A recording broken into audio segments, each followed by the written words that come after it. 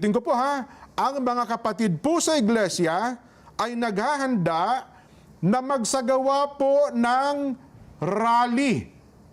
Magsagawa po ng rally upang ipahayag sa lahat ng mga kinauukulan na ang Iglesia ni Cristo ay pabor. Pabor po sa opinyon ng Pangulong Bongbong Marcos na hindi sumang-ayon sa isinusulong ng ilang sektor na impeachment.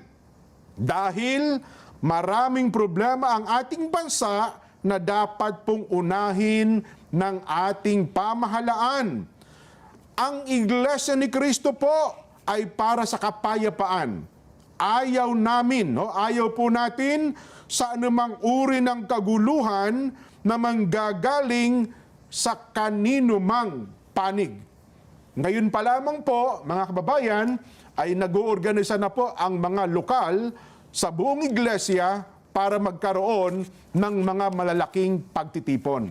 Nason, para ipakita po at ipahayag, ito pong binabanggit namin na pabor kami sa opinyon ng Pangulong Bongbong Marcos na no to impeachment. Dahil ang daming ang problema ng bansa, hindi ba? Ang dapat po nating unahin, ang problema ng bansa na mas malaki. Yes. Hindi po ang impeachment.